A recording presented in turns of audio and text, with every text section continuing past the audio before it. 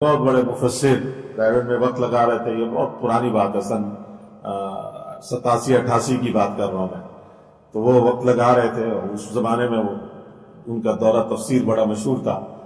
تو میں بازار کوئی چیز، میں عام طور پر جاتا نہیں تھا، تو بازار گیا تو وہ بھی ایک دکان پہ کوئی چیز خریدے. میں نے کہا یار یہ ابھی یہاں اکیلے نظر آ رہے ہیں، تو میں ان سے پوچھ لوں. میں نے کہا جی آپ دورہ تفسیر کراتے ہیں تو بڑے تفاسیر بھی یہ دیکھتے ہوں گے. میں نے کہا یہ مما رزقناہم ينفقون. میں نے ان سے کہا، میں نے کہا میرا وجدان یہ کہتا ہے کہ مما رزقنا میں یہ ما عام ہے، تو اس کے اندر ہر وہ چیز آئے گی جو اللہ کی طرف سے ہمارے پاس آئے گی. میں نے کہا آپ کو کسی ترجمے نے کہا ہاں بالکل ہے. انہوں نے جو تائید کی میرے اس میں، اس سے مجھے خوشی ہوئی. اس سے پہلے میں اس کو بیان نہیں کرتا تھا، مجھے اندر یہ ہوتا تھا. کیونکہ عام طور پہ کہا جاتا ہے ماں سے کہ جو مال پیسے پوسے ہیں ہمارے پاس اس کو خرچ کرو. تو پیسے خرچ کرنے کا یہ ہوتا ہے صدقہ خیرات کرو، ضرورت مند کو دے دو، مدرسے کو دے دو، مسجد بنا، جہاں ضرورت ہے ایسے خرچ کرو. جب میں نے ماں سے یہ کہا کہ ماں میں ہر وہ چیز آئے، تو انہوں نے میری اس بات کی تائید کی اور مجھے بتایا کہ ہاں یہ موجود ہے. تو اس کے بعد سے پھر میں نے یہ بیان کرنا شروع کیا، مما رزقناہم ينفقون.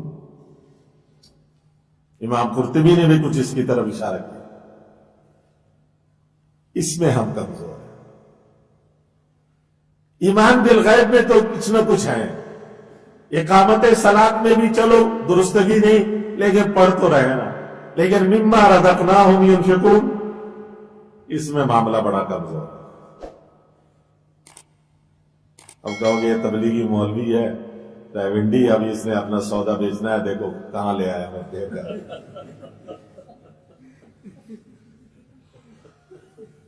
یہ سودا تو ہم نے بیچنا ہے. مولانا الیاس صاحب رحمۃ اللہ علیہ فرماتے تھے کہ بیان کے بعد اگر تشکیل نہ کی، تم نے بیان کے بعد تشکیل نہ کی تو ایسا ہے جیسے اناج کی فصل کو کاٹ کر کھیت میں کیڑے مکوڑوں کے لیے چھوڑ دیا. انہوں نے کہا ہمارا اصل تو تشکیل ہے، بیان کے بعد جو اس کا نچوڑ ہے وہ تو تشکیل ہے. تشکیل کے بغیر والا بیان تبلیغی بیان نہیں کہلاتا. اصلاحی بیان ہو سکتا ہے، تبلیغی بیان، تبلیغی بیان میں تو تشکیل ضرور. میں نے 3 آدمی دیکھے تشکیل کے بادشاہ. 2 تو دنیا سے چلے گئے، ایک کمزور ہو گئے.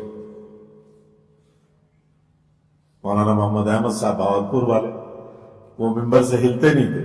حاجی صاحب تشکیل کے معاملے میں حوالے کر دیتے تھے، مجھے یعنی تم لوگ تشکیل کرو، چھوڑنا نہیں، تشکیل کر کے چھوڑو. مولانا محمد احمد صاحب خود پورے مجمع کو جھنجھوڑ کے تشکیل کرتے تھے، بیٹھے رہتے تھے. لیکن نمبر 1 جو تھے، نمبر 1 تشکیل میں، وہ مولانا احسان صاحب کے والد حاجی بشیر صاحب، ہمارے تبلیغ کے جو پاکستان کے دوسرے امیر تھے. وہ تو پورے مجمع کی 100% تشکیل کرتے تھے. ایک عنوان لیا، تشکیل کیا، ان کو الگ کر دیا، دوسرا باقی آگے کرتے جاتے تھے. آخر میں جو رہ گئے آخری درجے کی تشکیل، وہ جو 2 4 10 سامنے رہ گئے، ان کی بھی کسی نہ کسی درجے میں تشکیل. کسی ایک کو بھی کوئی بیچ میں سے اٹھا کر ادھر ادھر چلا گیا تو اور بات ہے، لیکن کسی ایک کو بھی اپنے مساعد کے مطابق تشکیل کے بغیر نہیں چھوڑتے.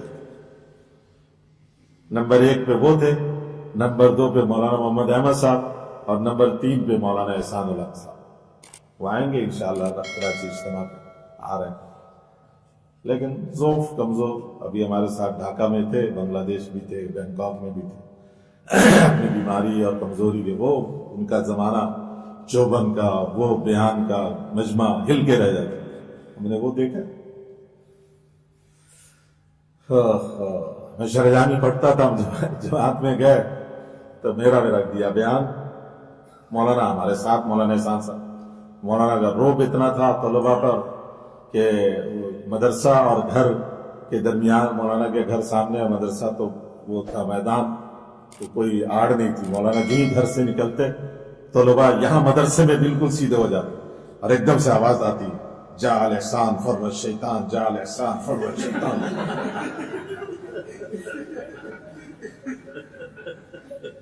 جو غیر طلباء ہیں ان کو ترجمہ کر دیتا، احسان آیا شیطان بھاگا، احسان آیا شیطان بھاگا.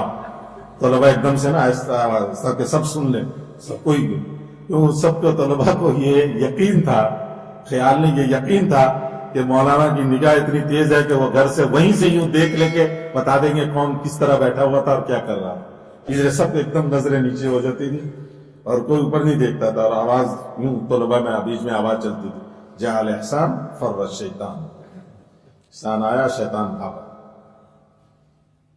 ہم نے وہ دور دیکھا مولانا۔